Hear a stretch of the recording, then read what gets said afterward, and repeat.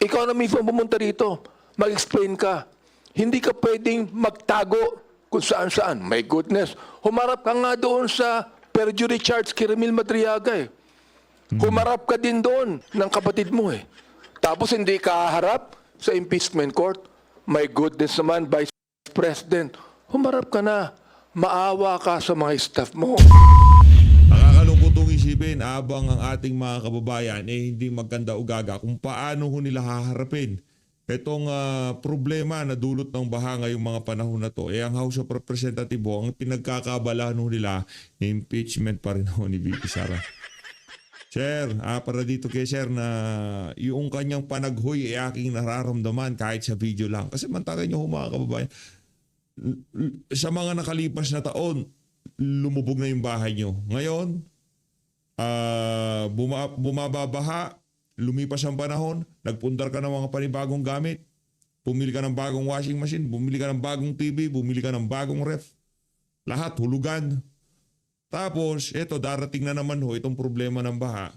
Gayong pwede namang masolusyonan kung hindi lang ho sana ninakaw yung pondo para sa flood control. Pero bago wala na yan, isang like at isang subscribe. Masaya na ho tayo dyan at sa mga gusto sumali sa ating community yung join button na dyan lang ho sa baba. Itong video na to, napukaw ho ng video na to ang ating damdamin nung napanood ho natin. Kasi mahirap na nga maging mahirap. Tapos ang pamahalaan, nanakawan ka pa. Pambihira ho. Ito panoorin natin. Dito sa bansa na to, ang hirap maging mahirap. Pagka mahirap ka dito sa bansa na to, pangit ang healthcare, pangit ang transport system, pangit hula, tapos mahirap ka pa. Okay lang sana yung tipong, medyo mahirap ako, pero pag lumabas ako sa kalsada, sumakay ako ng ganito, ramdam ko na merong fighting chance. Dito hindi. Yung kaisa-isang fighting chance mo, yung iyong bahay, yung pundar mong bahay, lulubog pa sa baha. Pambihira. Panoorin mo to, Marcos Jr. Yeah. Okay. Inibigyan mo na ba? Ayan. Ito po. Ito po yung bahay namin. Tignan nyo. Nangyari na naman yung hindi inaasahan. Ito po. Kita-kita nyo. Ayan wala na naman nangyari. Ubus na naman. Kapupundar lang namin ng mga gamit sa mga appliances. Tignan nyo yung nangyari. Ayan. Hindi naman ako sa nagbibiro. Hindi namin kailangan ng ayuda. Ang gusto lang namin, mahukay na malalim yung sapa namin. Kung may budget naman, palitan yung tulay. Dahil may 4 na paa doon na nakakaharang sa tubig. Kaya, bago pumunta sa dulo, na kami rito. Naiintindihan ko yung 4 na tulay, pagka mga meron debris, ang bumangga doon sa mga, doon sa mga paa na yon, tataas talaga. Tataas ang tubig. Okay sa akin mga galit po. Level Monte, Congressman Suntay, Bongbong Marcos, kung sakali may budgetan mo to, saglit Congressman Suntay! lang naman itong konting pera lang naman po ito eh. Kaso, idiretso nyo na kagad dito nyo na pabaksakin kagad. Kung gagawin na lang. Para hindi na makakukusan saan mapupunta yung pera. Pag-iinteresan na naman po yan. Kawawa na naman po yung mga taga-K62 Kamuning. Mayor John Belmonte, Sunny Belmonte, napakadikada na po nitong sapa namin. Hanggang ngayon, kayo pa rin nakaupo, kayo mag-ama. Hanggat maaari naman po, bigyan nyo ng pansin tong K6. Dahil ito po, napakalaki ng boto nyo rito. Hindi nagbabago boto nyo rito, 100% pa rin kayo hanggang sa ngayon. Hanggang hinihiling lang po namin sana, bigyan nyo ng pansin tong lugar namin. Kasi hindi talaga apektado. Konting ulan, baha na po. Andun, may nagagawa. Mas maraming pahinga kaysa sa trabaho. Ayan Paano na po kami yan? Paano na kami makapag-abroad ulit niya kung ganyan basa na lahat ng maleta? Wala po, kawawa kami. Bawa po kayo sa amin. Huwag niyo kung saan dinadala ang budget hanggat maaari. Hindi ko naman sinasabing kukupitin o nanakawin niyo. Basta ang maganda, pagka nag-release si Bongbong Marcos para sa blood control, dito niyo ipunta. Huwag kayo sa akin magagalit. Yung mga apektado, yun ang tungunan niyo. Huwag kayo pagawa ng mga eskwelahan, building, kung ano nang pinapagawa, hindi yun ang priority. Ang dami na natin school, ang dami natin eskwelahan, ang dami na natin basketball court. Ang pinaka-importante ngayon, yung blood control na dapat ayusin. Ayan may nagtatrabaho. Mas marami ang kuya ko yung mga nagtatrabaho dyan sa tulay kaysa yung talagang personal na gawain. Tingnan nyo, ngayon, lubog na naman kami. Ngayon, panibago na naman kaming pundar, ipon. Sa tutusin eh, huwag naman sana sasama ang loob nyo. Ito ang priority nyo, please lang. Tatang Belmonte, kayo po. Tito po ako po yung tito ko po yung si Mandy Domingo. Matagal na po namin hinihiling na sana mapaayos nyo po to. Kasi kayo lang naman ang sinusunod ng mga tao eh. Saka ng anak nyo, pag sinabi nyo, susundin yan. Sabihan nyo rin si Congressman Suntay. Dahil sila lang naman ang mahawak ng budget dito sa Kamuning, saka sa buong Kamuning, saka si anak nyo si Joy Belmonte. Kung di nyo nakakayanin, kay Bongbong Marcos na lang, para magkaanuhan na lang. Di ba po? Tignan mo nyo, lalabas po kami, makikita nyo ang sapa namin, dalawa na. Ayan o. Viral na natin. Pakishare ng video na to. Kung kaya na ho natin ipag-viral tong video na to, ipag-viral ho natin. Ayan, hanggang yan. Mga o. Wala. At ito. Pakikita namin. Pakita mo mga tao. Yan o. Ito. Ayan, ang bahay pa namin dito. Lubog. Yan ang namin o. Sapaan namin. Dalawa na sapat. Tingnan nyo, hanggang bewang. Tingnan nyo, yan o. Lahat ng bahay dito, lubog. Kaya hanggat maaari, Bongbong Marcos, hanggat nakapwesto ka ngayon, gawa mo na kami ng paraan. Dahil may mga kumakalaban na rin lang naman sa'yo. Bigyan mo ng budget tuloy, isang baksakan lang.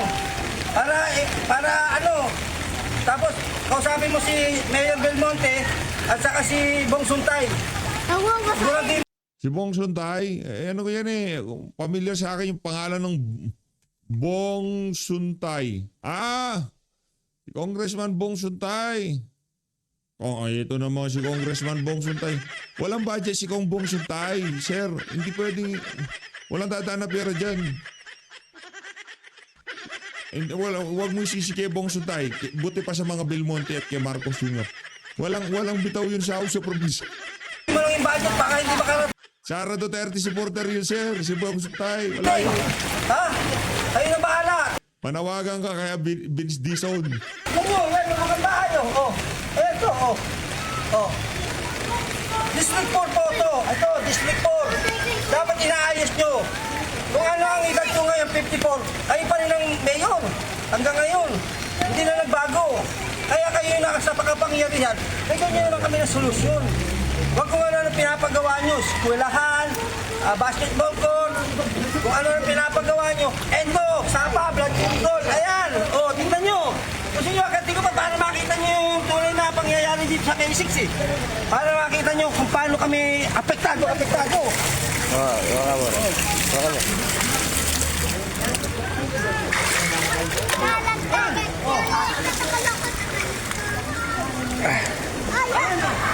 Ay, yung sapa namin, napupuno na.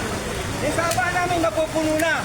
Dekada na po yung yung tulay na yan. Hindi nyo pinapalitan kasi yun lang yung budget dyan. Etong sapa na to, kung talagang uhukay ng maayos, walang magiging problema, lalalim. Ngayon, tinasan nyo yung pader, pero yung sapa, ang babaw, is naman po. Pero Belmonte, dito nyo ibigay ang pondo, hindi kung saan-saan. Para magputol-putol ribbon din tayo eh. Kasi kung saan tayo gumagawa ng project, doon nyo kayo nagpuputol-putol ng ribbon, ang ayos-ayos naman po doon. Ito, apektadong haba dito nyo ibigay ang budget, may nagtatrabaho, hindi naman nagtatrabaho, naka-display lang ng backhook dyan. Ayun wala na. Ano na? Ha? Tingnan yung sitwasyon namin dito. Ayun. Kawawa mga Pilipino rito.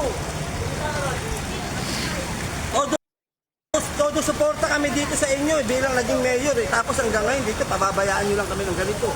Please naman po.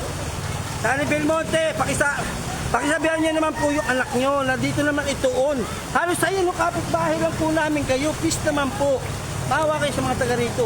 Hanggat nabubuhay pa kayo, hanggat nasa pwesto pa yung anak nyo, pagtulong-tulungan nyo po. Please. Matindi yung panaghuy nitong si Sir, ramdam ho natin. Ito ngayon, labi ng UST Hospital. Di ba ano yung Catholic school yan? Yung UST. Di pa ba kayo mananawagan yan ng Marcos resign? Baka ano pa yan? Baka Duterte resign pa yan ha?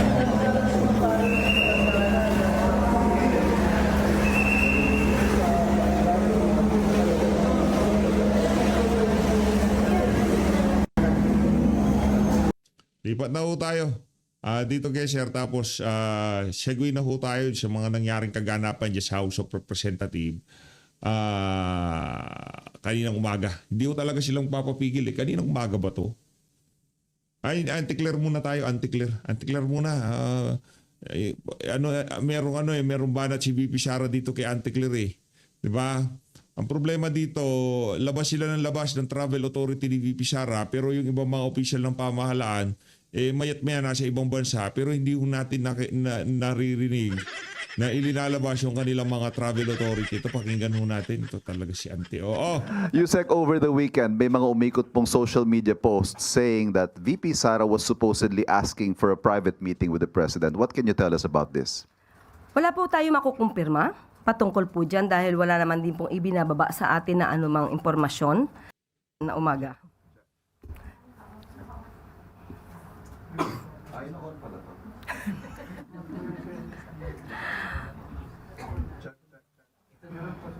Hello. Ngayon ko lang nalaman na si Ivan ay medyo magaling pala magpatawa. Maraming salamat. Yusek, over the weekend, may mga umikot pong social media posts saying that VP Sara was supposedly asking for a private meeting with the President. What can you tell us about this? Wala po tayo makukumpirma patungkol po dyan dahil wala naman din pong ibinababa sa atin na anumang impormasyon kung meron ngang ganyang kaganapan. So sa ngayon ay wala tayong makukumpirma. Pero wala rin po kayong dinedeny by saying that. So should such a request be made, is the President inclined to grant that request? Hypothetical question. Pero, ang sabi ng Pangulo, sa una pa lang niyang podcast, kahit sino, sa lahat na maaaring hindi sumasang-ayon sa kanya, siya ay bukas upang makipag-usap para magkaroon ng magandang pagkakaintindihan. Hindi partikular para kay Vice Presidente. Baka kasi magkaroon na naman ng misinterpretation at misunderstanding sa ating mga ginawang katugunan sa ngayong araw na to. But that was then. Since then and now, things have been said and done. So is that to say that the President remains open to reconciling or working with the Vice President? Sa lahat ng kababayan natin, sa lahat ng tao ay open ang Pangulo. Salamat po. Next question po, Rafi Ayeng, Daily Tribune. Yan. Ano ko to eh. Lagi ko napapanood to si Rafi Ayeng. Okay, Rafi Ayeng. Good morning, ma'am. Ma'am, will there be a possibility na hindi na matuloy yung Barm Polls dahil sa nangyaring insidente ng ambush sa isang mataas na official nila? At ano na po ang latest report ng PNP kung natukoy na po ba ang salarin ng insidente? Katulad po ng nabanggit natin na mensahe ng Pangulo, hindi po ito makakapigil sa anumang balak na magkaroon ng tuloy-tuloy na pagbabago para Declare, bilisan mo. Papakinggan pa namin si Terry sa Redon. pagkakaroon ng pamahalaang demokratiko sa komunidad ng BARM. At ayon din naman po sa COMELEC ay tuloy-tuloy pa rin po ang eleksyon at naghahanda po sila para sa isang peaceful na eleksyon. At generally, sabi ng COMELEC ay peaceful naman ang buong BARM. And patungkol naman po sa PNP, sa ngayon po ay malalim ang pag-iimbestiga pa rin ang isinasagawa nila. Pero kung ano man po ang operasyon para malaman kung sino ang nasa likod nito, ay ipapaubayan na lamang po natin sa PNP. At hindi po natin maaaring ibunyag sa lahat kung ano pa ang kanilang mga ginagawang pag-iimbestiga at operasyon. Susunod na tanong po, Eileen Taliping, Abante Tonight. Yusek, may mechanism ba ang government para ma-check, verify, and validate yung mga, kung totoong mga deserving students na mga mahihirap na estudyante ang nakikinabang doon sa Presidential Scholarship Program ni Pangulo? Kasi mayroon pong isang umikot sa social media na anak ng kapitana ng barangay ang binigyan o nang binigyan ng scholarship. Kahit noon pa po ay nabanggit na po ng Pangulo sa meeting na dapat na ipaalam sa ating mga kababayan ang scholarship na ibinibigay ng ating pamahalaan. At gusto niya makarating ito sa kasuluk-sulukang parte ng Pilipinas para kung sino man yung mga deserving na mga kabataan na nais na mag-aral pero kapos sa buhay ay dapat na matulungan at sila ang magiging pag-asa ng bayan. Yan ang nais ng Pangulo. At sa ngayon ay meron naman po na mekanismo na ipinatutupad. Ang criteria po ay dapat ay graduating college student at may risk na ma-drop out dahil sa kulang sa kanilang pantustos sa pag-aaral. Ang pumipili po ng scholars ay ang barangay officials kasama ang sangguniang barangay na mayroong education committee. At katuwang din po ang Office of the President ang DIGA ng mga barangay national office at ang DILG. Sila ang nagsasagawa ng programang ito at kung mayroon man na umaabuso, huwag po silang mag-atubili at huwag matakot na ireklamo po ito sa Liga ng mga Barangay National Office at sa DILG. At maaari din pong itong iparating dito sa PCO at sa Office of the President. Dahil ang gusto po ng Pangulo ay mabigyan talaga ang nararapat at deserving students na mabigyan ng tulong. Pero ayun naman po din natin bigyan ng anumang judgment yung sinasabi na anak ng nasabing barangay officials, baka kasi siya naman din ay deserving student. At hindi naman po namimili ito na kapag kamag-anak ng isang barangay official ay hindi naman maaaring maging beneficiary. So basta po deserving at kailangan yung kanyang requirements bilang deserving student ay naabot. So yun lang po naman ang gusto ng Pangulo. Follow up, ma'am. Paano po kasi kung minsan naaabuso din ng mga barangay officials yung ibinigay na pribilehiyo para sa mga mahihirap na estudyante at ibinibigay sa mga kamag-anak nila? Yes, kaya nga po, kung meron po tayong nakikita ng ganyan, katulad po niyan, may nagsusumbong, madali naman pong magsumbong ngayon.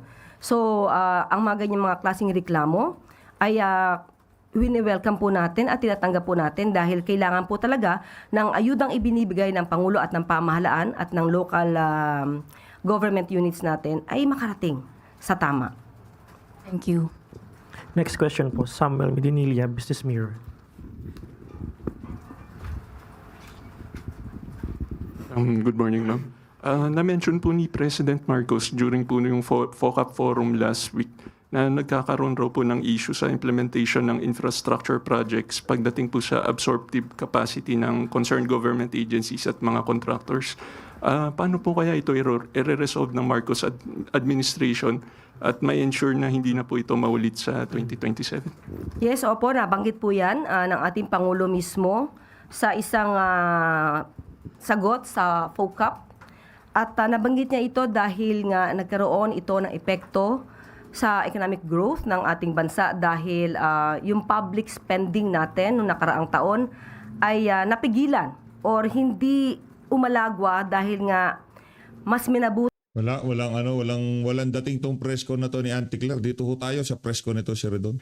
Ito po yung press conference ng House Prosecution Panel pagkatapos po ng paglalahad ni Ms. Gina Acosta ngayon pong araw na ito. Ang nakikita po natin sa harapan po natin. Ito ay pagkatapos nung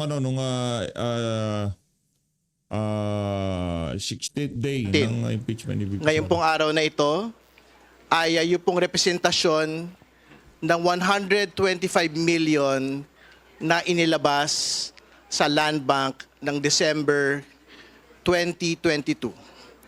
Ito po yung pera na ibinigay ng Land Bank kay Ms. Acosta at binigay po ni Ms. Acosta kay Mr. La Chica under the instruction of the Vice President, under instruction of Vice President Sara Duterte.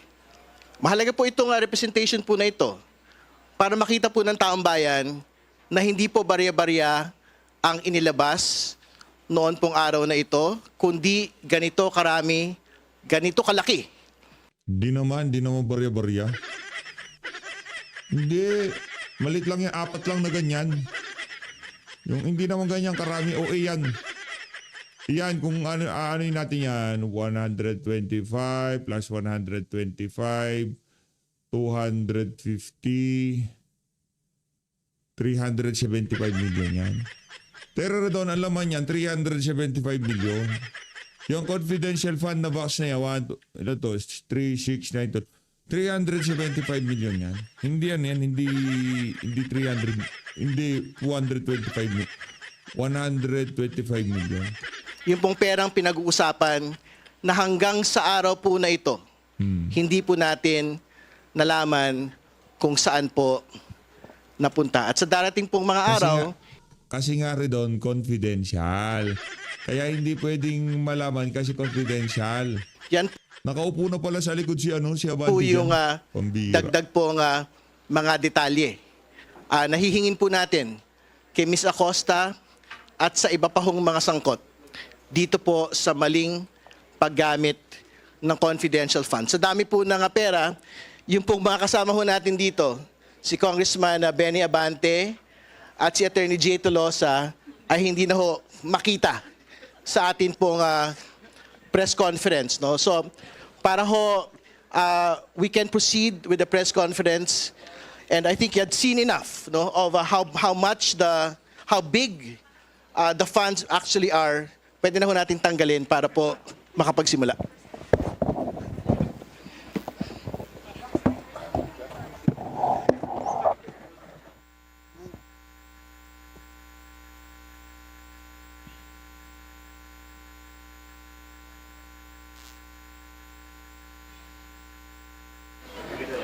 Habang tinatanggal po muna natin yung mga kahon para makapagsimula na po tayo sa ating mga katanungan.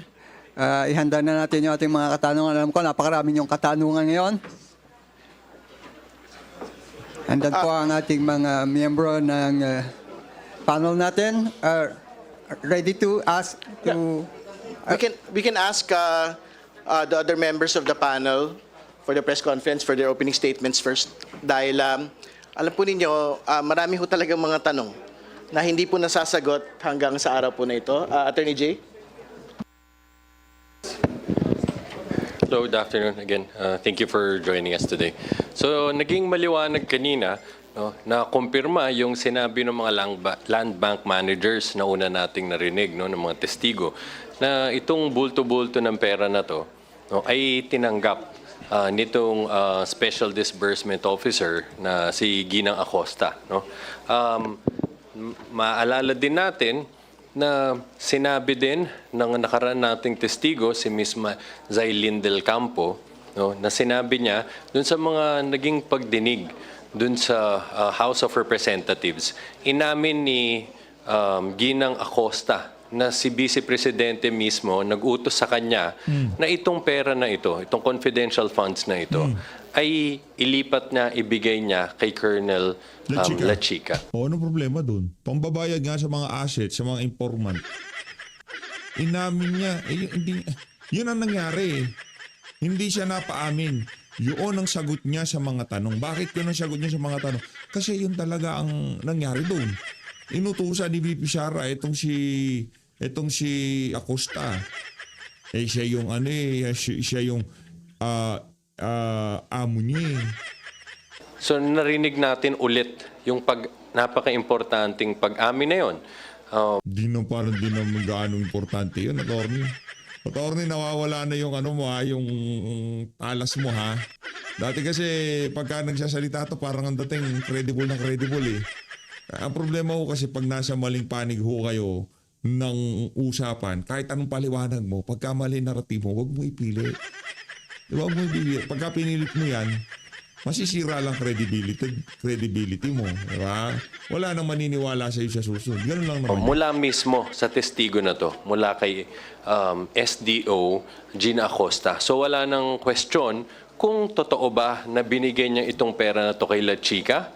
At wala na ding question na kung bakit niya ito binigay kay Colonel La Chica. Narinig natin mismo kanina, sinabi niya, binigay yon dahil sa utos ng Vice Presidente. Sinabi din, kung hindi ito inutos ni Vice Presidente sa kanya, hindi niya ito gagawin. Sabi niya, kaya siya nagtiwala kay Colonel La Chica dahil yon ang utos ng Vice Presidente. At maliwanag din kanina, nung binasa dun sa Joint Circular, na ang responsibilidad na humawak at mag-disburse ng confidential funds ay ito ay nakapaukol lamang sa isang SDO at inamin din niya, hindi SDO si Colonel Lechica dahil siya lamang ang SDO para sa Office of the Vice President. So, hindi pa tayo tapos magpresenta ng ebidensya, but sa amin, sundan ho natin itong kwento na to, itong storya, makikita natin yung complete picture dito, no, sa usapin ng confidential funds. So nakita na natin na lumabas yung pera, itong bulto-bultong pera, no, nagkaroon ng representation kanina, inamin niya, sobrang dami, umabot yan ng 4 na bags. No. Pagkatapos, binigay kay Colonel Lechica na kahit hindi niya responsibility na mag-disburse, no, nitong pera na to, binigay pa rin niya dahil sa kautusan ng Vice Presidente. So, sa Ang tanong ko dito, bakit binigay di umano yung mali-malita ang pera kay Martin Romualdez sa Forbes Park? Yung tanong. Akala ko siguro nila matatakpan yung sa larawan sa kaisipan ng sambayanan yung mali-malitang pera na idinideliver ni Saldico doon sa mga box na merong nakalagay na confidential fund. Ako, yari tayo. ngayon, yan muna ho. But again, sundan natin yung mga susunod pa na maririnig natin kay Ginang Acosta. Kong Benny. Magandang hapon po. Nakakagulat, nakakapagtaka Nako, ito na ho. na pwede Ito na si Pastor. palang mag-withdraw ng 125 million. Isang withdrawal Oo. sa Land Bank. Ano po? Ba't ka nagulat eh? Noong nagkaroon nga ng hearing sa Bulacan First District Engineering Office, Manilang yung 125 million na yan. Bilyonis ang wini-withdraw nila para sa flood control. Ito talaga si Pastor Benny Boy, oo. Kahit sinong public official, hindi pwede mag-withdraw na ganyang kalaki. Pero Di alam totoo nyo, yan. ang nakakabahala dito Di ay totoo tulad yan. po ng baha na nangyayari ngayon. Binaha ng pera ang confidential fund. At katulad po ng baha ngayon, hindi alam kung saan ang galing, hindi alam kung saan napunta. Ang gustong malaman ng taong bayan natin ito, kanino po napunta ang 125 million na yan kung si Colonel Lechica ay hindi recipient na inamin din naman ni Gina Acosta, siya lamang ay ang taga-distribute. So what we'd like to find out sa ating taong bayan kung kanino po ibinigay Hindi nga pwedeng malaman kasi nga confidential. Mga asset yon, alam nyo yung nangyari sa Zamboanga ngayon. Alam nyo ho yun. Yun ho yung mga bagay-bagay na mapipigilan sana kung ang Department of Education Secretary ay kasi husay ni VP Sara. Hindi mangyayari yung mga trahedya na yan. 'Di ba? Ngayon walang confidential fund, imbis na ika nga magkaroon ng clue o magkaroon ng intelligence na merong may itong bata na to merong isasagawang karumal-dumal na ganito ganyan. 'Di ba? Ngayon wala ho tayong ganun. Ngayon tinatanong ni Pastor Abante saan napunta balikan natin yung mga panahon na Department of Education Secretary si VP Sara. Tignan natin kung merong mga ganitong incidenting nangyari kagaya ng nangyari kahapon diyan sa Zamboanga. Zamboanga, di ba? ang 125 million pesos.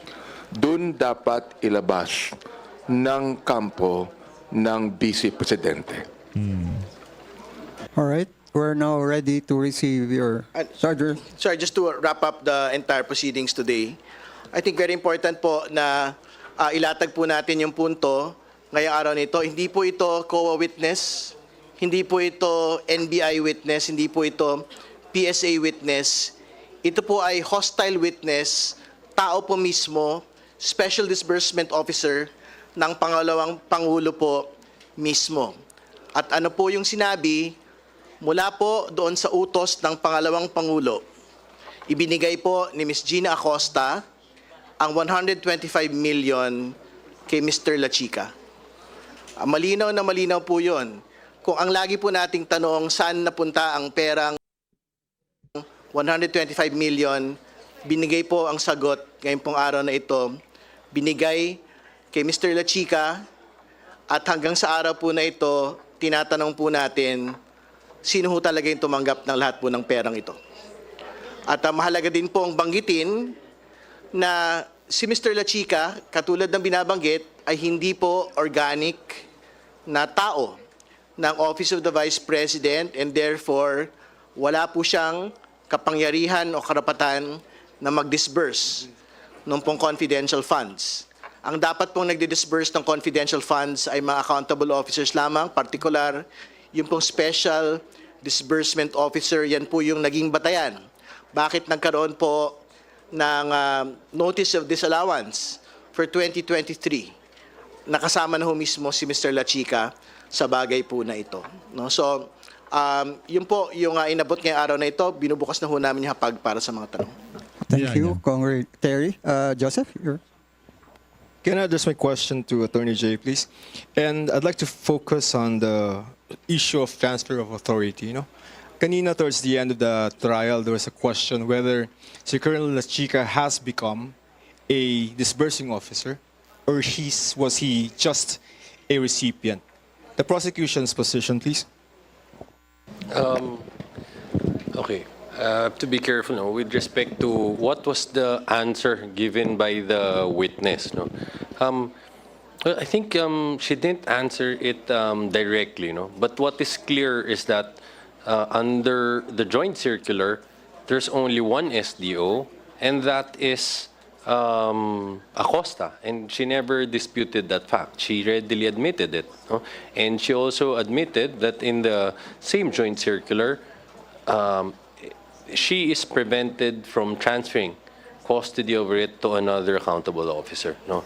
And in relation to that, babalikan natin, anong reason behind it? Anong importansya niyan? Ang nagpaliwanag niyan, si Ms. Sailin Del Campo. Dahil sinabi nga niya, hindi pwedeng kahit sino lang no, ay will act as special disbursement officer.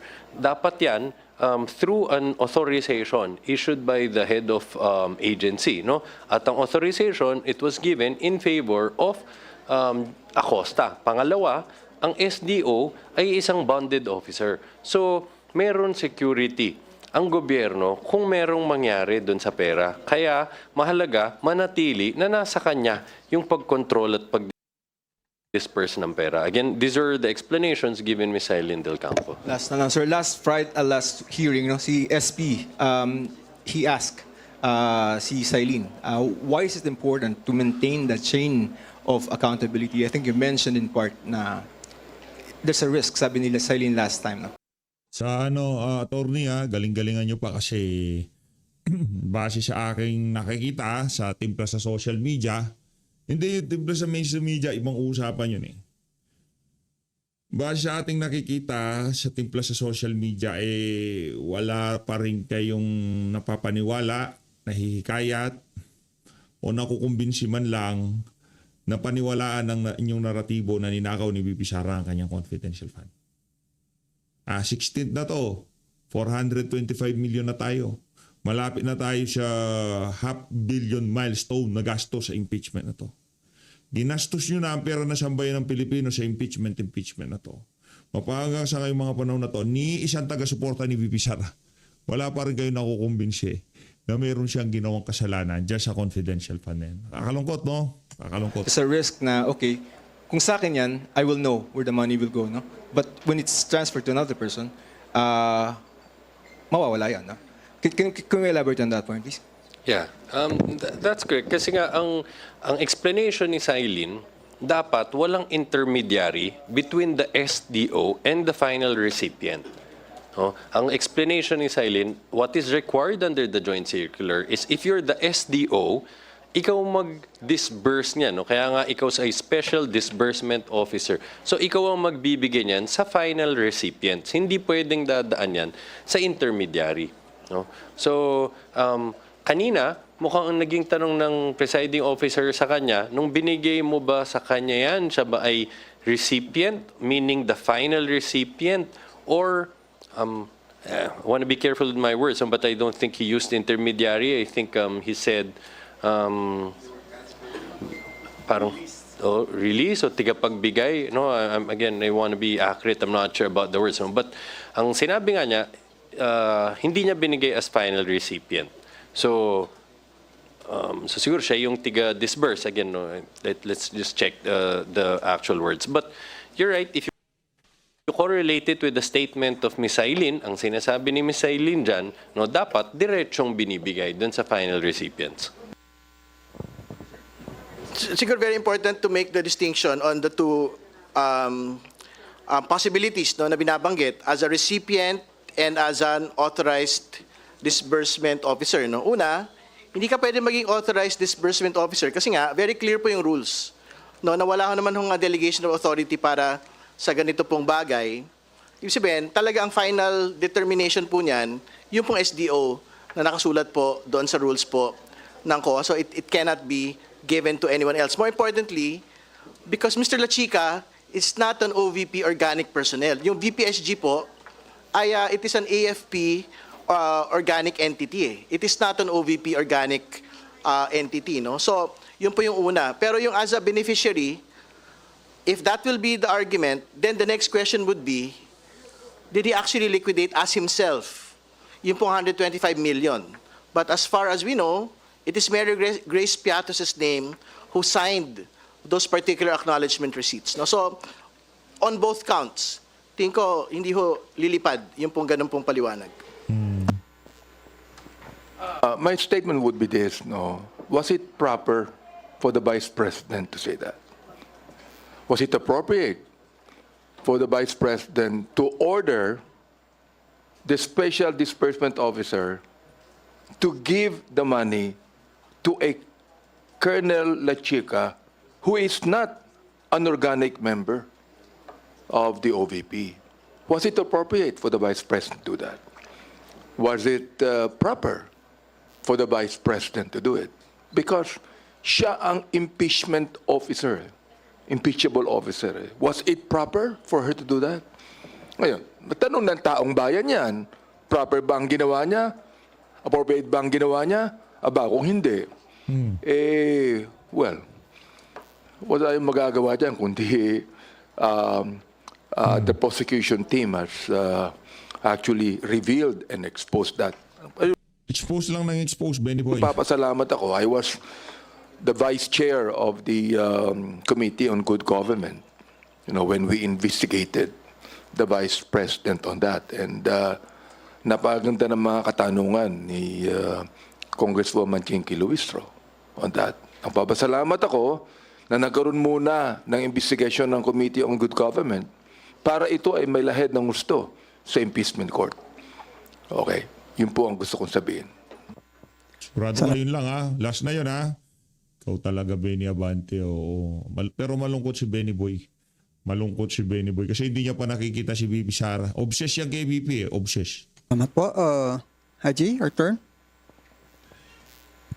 Magandang hapon po. Haji Kaminyo ng Brigada News FM. First, do you expect the defense to navigate on the angle na gumamit po ng artificial intelligence or kumbaga kung saan man po na technology, yun pong inyong pag-simulate nung confidential funds na winidraw po o in-encash doon sa land bank?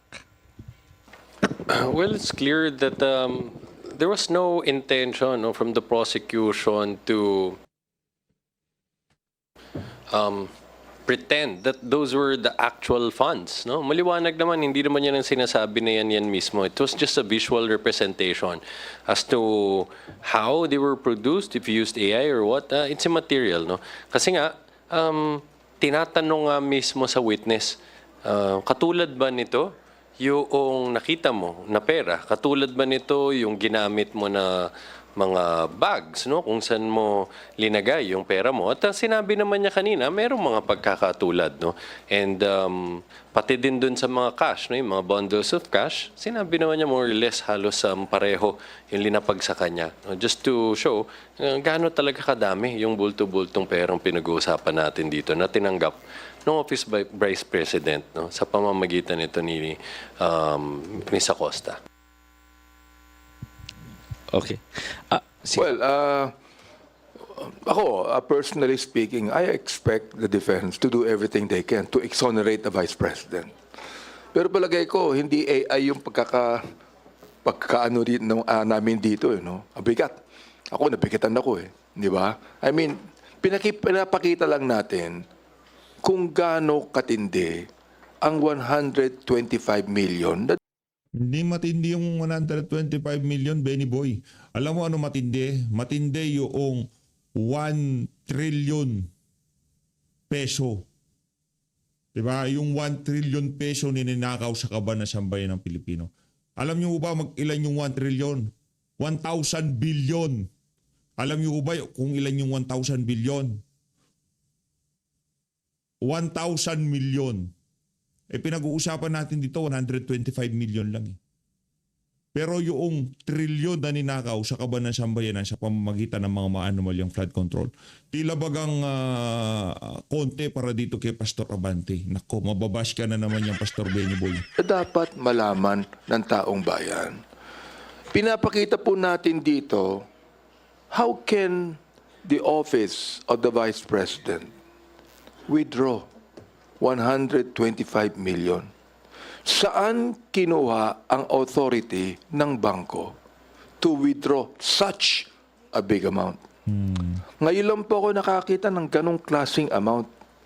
Kung yan, hindi nilagay sa bags yan. Aba, kinakailangan ng hauler para ilagay sa isang sasakyan na malaki ang perang yan.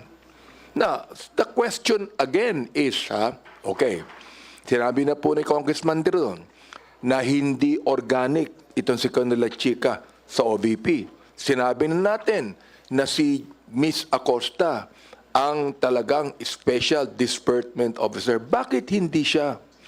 What we would like to see kung kanino ibinigay yan. Sa akin, I maintain my position na yung pinagbigyan yan, ghost. Ghost. Ngayon, kung hindi ghost yan, ay ipakita. Nasaan si Piatos? Nasaan si Andy Lim? Kung hindi ghost yung mga taong yan, kung hindi mga multo yan, ilabas nila rito para malaman natin. I think it would be the vice. Hindi nga pwede kasi makukompromiso ang seguridad ng mga individual na napagbigyan. Kasi nga, napaka-sensitive nung ibinigay nila mga information. Kagaya na lamang yung mga nagre-recruit sa mga eskwelahan, sa ating mga kabataan. O ano pa, yung mga gustong gumawa ng masama sa mga eskwelahan, kagaya ng mga nangyayari ngayon. Mga ganong klaseng impormasyon. Maraming nakulong, maraming nakasuhan, diyan sa mga confidential fund na yan. O maraming plano ang nakompromiso dahil sa mga confidential fund na yan. Kaya hindi basta-basta pwedeng ipamigay yung mga impormasyon, detalye kung sino, kanino nabigay yung mga confidential fund. President should come because she continues to make a mockery Yan. of Congress.